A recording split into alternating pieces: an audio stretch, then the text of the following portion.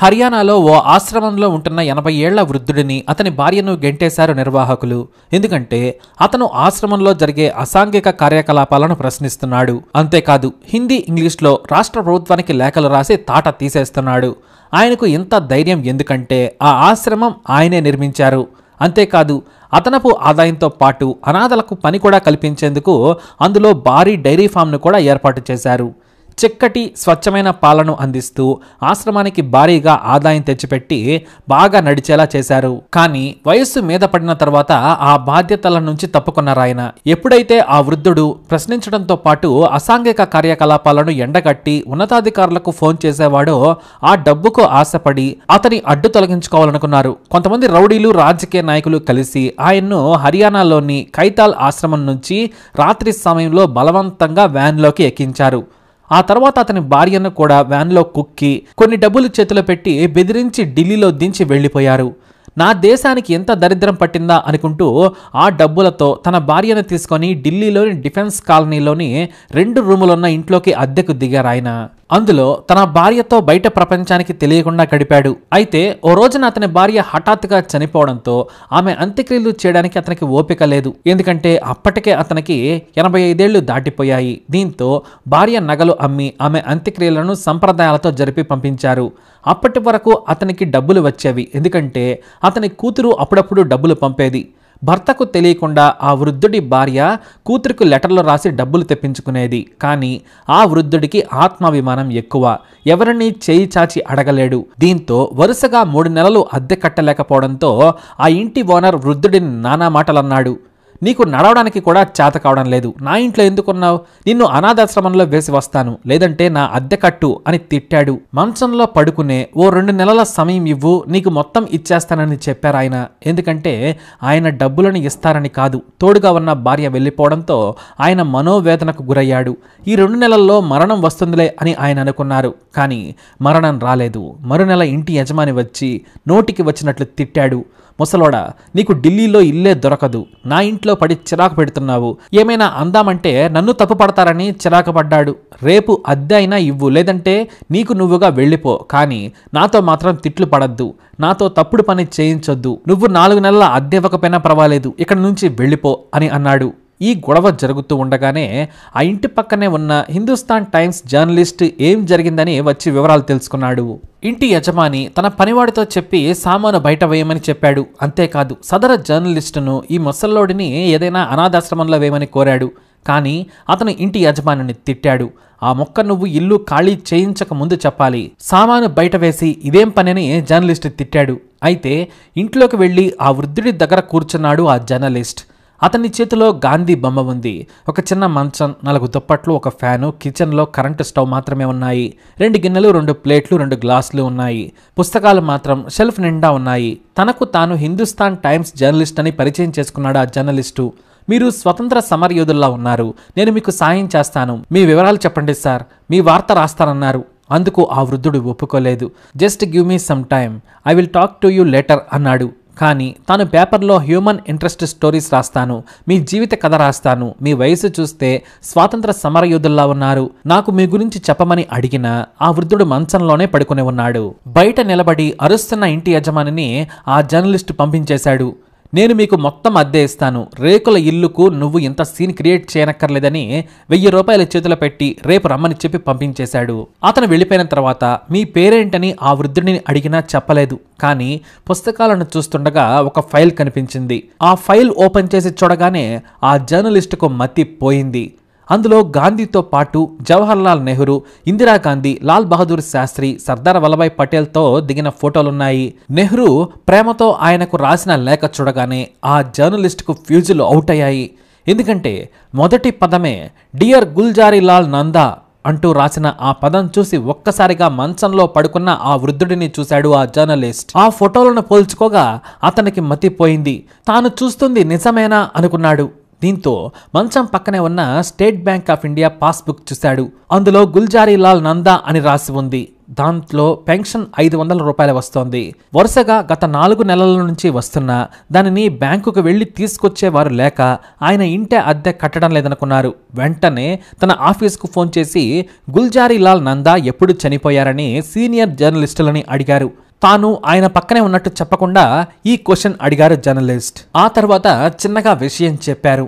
బయటకు తెలియకుండా తొందరగా వెతకాలని జర్నలిస్టు కోరడంతో ఆర్కైవ్స్ తీశారు సీనియర్ జర్నలిస్టులు. కొంతమంది సెంట్రల్ హోమ్ మినిస్ట్రీకి ఫోన్ చేసి మాజీ ప్రధాని గుల్జారీలాల్ నందా ఎప్పుడు చనిపోయారని అడిగారు. ఎక్కడా దొరకలేదు. కానీ ఆయన ఎన్నో ఏళ్ల క్రితం చనిపోయి ఉంటారని చెప్పారు. రికార్డులలో ఆయన పేరు లేదు. దీంతో మరో సీనియర్ జర్నలిస్టు ఆ వృద్ధుడి దగ్గరకు వచ్చి పోల్చుకున్నాడు. తాను 50 ఏళ్లుగా జర్నలిజంలో ఉన్నాను, ఈయన గుల్జారీలాల్ నందానే, మనకు ఎంత అదృష్టం కలిగిందని ఇద్దరూ కాళ్లకు పాదాభివందనం చేశారు. వెంటనే ఆయనకు సపర్యలు చేసి కూర్చోబెట్టారు. ఆ ఇద్దరు జర్నలిస్టుల్లో ఒక జర్నలిస్టును ఆయన దగ్గరే ఉంచి మరునాడు బ్యానర్ ఐటెం రాశారు. స్వాతంత్ర సమర యోధుడు, గాంధేయవాది, మాజీ కేంద్ర మంత్రి, మాజీ ప్రధాని, అంతకు మించి దేశం గర్వించదగ్గ సమాజ సేవకుడు గుల్జారీలాల్ నందా దేన స్థితిలో ఉన్నారు. మన కేంద్ర ప్రభుత్వం నిద్రపోయి గొప్ప యోధుడిని వదిలేసింది. చూడండి ఆయన ఎలాంటి పరిస్థితులలో ఉన్నారో అంటూ ఓ వార్త రాసింది. కానీ ఆయన ఫోటోను మాత్రం ప్రచురించలేదు. ఎందుకంటే దేశానికి నిస్వార్థంగా సేవ చేసిన ఆయన్ను అలా ప్రజలకు చూపించొద్దు అని సీనియర్ జర్నలిస్టులు ఎడిటోరియల్ బోర్డు నిర్ణయం తీసుకుంది. ఉదయం 5 గంటలకు పేపర్ బయటకు వెళ్ళిందో లేదో 7 గంటలకే డిఫెన్స్ కాలనీ మొత్తాన్ని ఎస్పీజీ కమాండోలు ఏరియాను బ్లాక్ చేశారు. ప్రోటోకాల్ ఆఫీసర్లు, కేంద్ర మంత్రులు, ఢిల్లీ పోలీస్ కమిషనర్ గుల్జారీలాల్ నందా ఇంటికి వెళ్లారు. అసలు ఏం జరుగుతుందో ఎవ్వరికీ తెలియలేదు. ఇంటి యజమాని వచ్చి ఏం జరిగిందని అడిగితే సెక్యూరిటీ సిబ్బంది పక్కకు తోసేశారు. అసలు ఏం జరిగిందని మరో సెక్యూరిటీ గార్డుని అడగ్గా అతను మాజీ ప్రధాని గుల్జారీలాల్ నందా ఎంత కడు పేదరికంలో బ్రతుకుతున్నాడో చూడమని చెప్పాడు. దీంతో ఆ యజమాని కళ్ళు చెమర్చాయి. తిండి లేక నా ఇంట్లో బ్రతికిన గాంధేయవాది, దేశ స్వాతంత్రం కోసం పోరాడిన నందాను నేను తిట్టానా, బూతులు తిట్టానా అని తప్పైందని కోరాలనుకున్నా అతనికి ఆ అవకాశమే రాలేదు. నా ఇంట్లో ఇంత గొప్ప వ్యక్తి ఉన్నాడా అనుకుంటూ ఆశ్చర్యపోయాడు ఆ ఇంటి యజమాని. గుల్జారీలాల్ నందాను వెంటనే ఎయిమ్స్కు తరలించారు. ఆయనకు సపర్యలు చేసి ఆరోగ్యం సెటిల్ అయ్యే వరకు ప్రభుత్వమే చూసుకుంది. బ్రతికేందుకు ఆయన పశువుల పేడ తీసి పాలమ్ముకొని భార్యతో కలిసి ఎన్నో ఏళ్లు జీవించారు. తాను పెట్టిన ఆశ్రమం నుంచే ఆయన్ను వెళ్లగొట్టారు. కానీ ఆయన జీవితం అద్భుతం. ప్రభుత్వం నుంచి ఆయన రూపాయి కూడా తీసుకోదలుచుకోలేదు. ఇక తన పిల్లల మీద ఆధారపడి వృద్ధాప్యాన్ని వెళ్లదీయాలని నందా భావించలేదు. అందుకే బయటకు వెళ్లారాయన. పిల్లలను కూడా తన దగ్గరకు రావద్దని హెచ్చరించేవారు.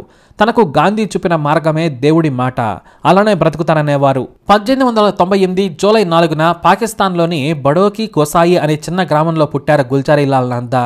చిన్నప్పటి నుంచి ఆయన చదువులో చురుకు. ఆయన కుటుంబం దొరల ఫ్యామిలీ.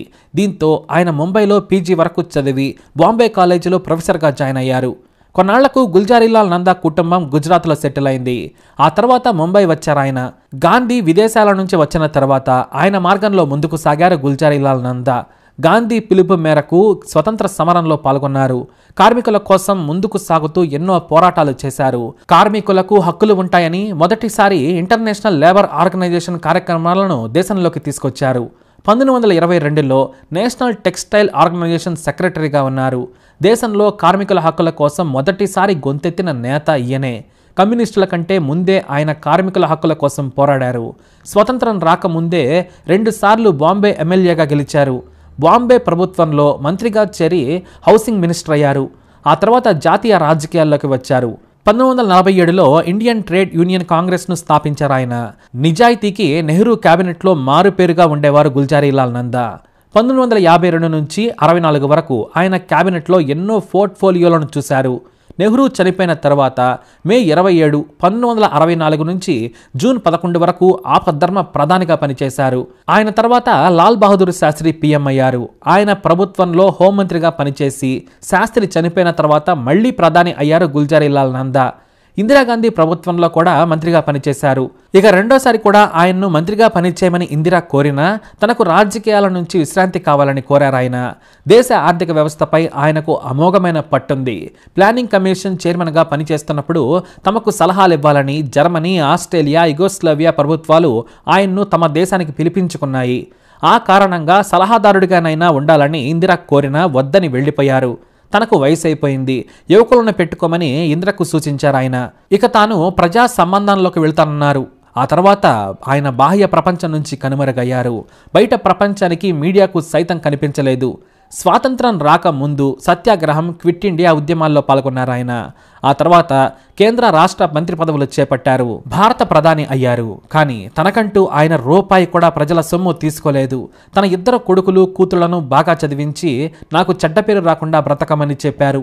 ఆ తర్వాత కొంత డబ్బుతో హర్యానా వెళ్లి పేదలకు అనాథాశ్రమం ఏర్పాటు చేశారు. కానీ దాని నుంచి ఆయన్నే నమ్మిన వారే వెళ్లగొట్టారు. దీంతో భార్య లక్ష్మితో ఢిల్లీలోని చిన్న ఇంట్లో అద్దెకు దిగారు. 94 ఏళ్ల వయసులో ఆయన బ్రతికే ఉన్నాడని ఒక విలేకరి కారణంగా బయట ప్రపంచానికి తెలిసింది. ఎంతో నిబద్ధత ఉన్న ఆయన్ను ఎయిమ్స్ నుంచి డిశ్చార్జ్ చేసిన తర్వాత మాజీ ప్రధానిగా ఆయనకు పెన్షన్తో పాటు అన్ని సౌకర్యాలను నాటి కాంగ్రెస్ ప్రభుత్వం కల్పించింది. ఆ తర్వాత గుల్జారీలాల్ నందా కూతురు ఆయన్ను అహ్మదాబాద్ తీసుకెళ్లి చనిపోయే వరకు సపర్యలు చేశారు. దేశంలోనే చివరి గాంధేయవాది అయిన గుల్జారీలాల్ నందా దాదాపు 100 ఏళ్లు బ్రతికారు. ఖచ్చితంగా చెప్పాలి అంటే 99 ఏళ్ల 6 నెలల 11 రోజులు జీవించారు. అయితే నాటి ప్రభుత్వం మిమ్మల్ని మరిచినందుకు క్షమించాలని కోరుతూ 1997లో భారతరత్నతో సత్కరించింది. మీరు ఈ అవార్డు తీసుకుంటే ఆ బిరుదుకే వన్నె వస్తుందని చెప్పి నాటి ప్రభుత్వం దేశ అత్యున్నత అవార్డును ఆయనకు ఇచ్చింది. నిజమైన నాయకులంటే అలా ఉంటారు. నేడు సర్పంచ్ నుంచి ఎమ్మెల్యే వరకు మొత్తం మింగుడు పార్టీయే. ఇక మంత్రులు, ముఖ్యమంత్రుల దోపిడీ గురించి అయితే మాట్లాడాలంటేనే నిజాయితీ పరులు సిగ్గుపడతారు. అలాంటి వారి నుంచి మన దేశం ఇలా మారిపోయింది. మరి దేశభక్తుడు ఇలా ఉండాలి అని చెప్పిన గుల్జారీలాల్ నందాపై మీ అభిప్రాయాన్ని కామెంట్ ద్వారా తెలియజేయండి. అలాగే ఈ వీడియోని లైక్ చేయండి, షేర్ చేయండి, మా ఛానల్ని సబ్స్క్రైబ్ చేసుకోండి.